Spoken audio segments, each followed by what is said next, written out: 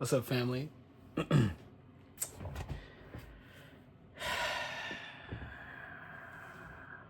Comedy school shooter, Lonnie Dangerous. Bang. Um, tonight's story. It's my story, and the question is, were you ever seriously ill when you were little? And yeah, I was very ill. First, I came out. I was a month late. My mom said that she was just so tired of carrying me. It's like, so like on the last one, she was like getting depressed, like I would never come. And my dad took her to Atlantic City to the boardwalk to go fishing. And I came out with like mad problems. I don't like to talk about it. I say that a lot now. I don't like to talk about it. There's a lot of things that I don't like to talk about because they're my own personal stories. So, you know what I mean? But I was born bow-legged, pigeon-toed, and one leg longer than the other. And I was one of those kids. It was at a time where they would have these baby shoes, and the baby shoes would have a long metal bar in them, and that would be some way for the kid to learn for the legs to grow evenly, I guess. I don't know, but I remember having to wear them, and they were so restraining. I didn't like it, but I had to wear them, and then I had I had asthma. I had really bad asthma, like deep. I don't know. I've been getting bit by these mosquitoes at night, and then it's just like itches all the time. But yeah, I had severe asthma, like big asthma attacks, and I remember it was in a school. I think it was on the I think inside where they have those jungle gyms where you swing like this. I think I was swinging up there, and I think I like ran out of breath and went into an asthma attack, and I think that's how it was. And then the next thing I remember was I was in the bubble. Like I just became in the bubble, and they told me that I had to be in there for a while.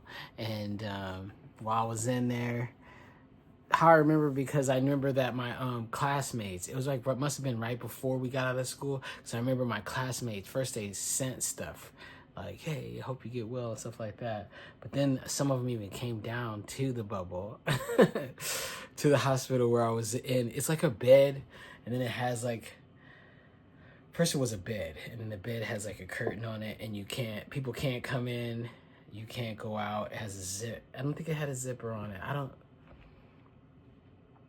remember. I know I was getting fed, but I don't remember like how it worked. But I couldn't have any contact with people, so they would be on the outside and I would be on the inside. And I remember that I kind of got sad because they were going to summer, and we had like all these plans that we were gonna do and have fun, and I could not go. I was stuck in there, so I just sat in there for so long. And I think the scariest thing was on the first night. I don't know, maybe I said this before, but in the hospital, I don't know if they allowed them or not, but I know that at nighttime, I saw my parents leaving, and I really felt betrayed. Like, who would leave a kid in here? Like, I don't know anything, you know what I mean? Like, and horrified, scared, like, what's gonna happen? I'm here alone, you know what I mean? And I think that's when I started learning, like, you're gonna have to deal with it on your own, you know what I mean? You're on your own. And I think I was in there for like maybe a year, maybe at the end, and then I came back at the middle of the next year, I think, and then next school year. And before and after that, I was allergic to so many things. And I was thinking that there's one other time, because it was such a problem all the time. I was allergic to dust, grass, pollen, milk, like all dogs, everything, you know what I mean? I would just I would have all type of reactions, and I remember one time, I don't know if it was for vaccination or it was for all my allergies, but I went to the hospital one time. I was always going to the hospital, but I remember one time they had like a tray, and there was like 11 shots on there, and then I just had to sit there and take them, and I thought thought that was the most horrifying thing ever as a kid. Like, who would do such a thing to a person? I just felt, and then as I moved around, I had to learn to adapt to the whole, because it was serious when I was a kid, the allergic to male part. You can't even be around. And then I think my parents, they wanted to have dogs. So at first I think we started having poodles and stuff because they heard that that was like better for me. And then we started just like, fuck it. And then, yeah, you know what I mean? So I was like, always. One time, I was in Chester and my uncle was about to have a party at my grandma's house, and I was out there before, and we were just out there in the park just kicking it before it was time, right? And I was playing with all the kids, and I don't know, I think someone was chasing me or I was chasing them, and I ran down the steps in the park, and when I ran down the steps, the railing had like this metal piece on the bottom, and I was holding on to it while I was running, and when I ran, it just slid all the way up my finger and cut it wide open right here. And it's this one.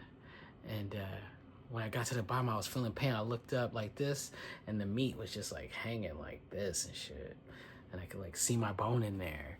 And my uncle was supposed to be watching me, so, but they were still gonna have a party. So, but I wanted to be, because they were gonna have a whole dance off, and the crews are coming. So I wanted to like at least watch, but I was like a little kid, and so I had to sit in the kitchen and wrap it up with a paper towel until my mom got there. And you see all these crews coming. The party was going to be in the basement, but they have to come through the kitchen and go down into the basement. So I'm just sitting there mad, watching all, like knowing that I'm not going to be able to go down there and watch it. I was so mad. Then I had to get a cast on my whole arm. And that was another time.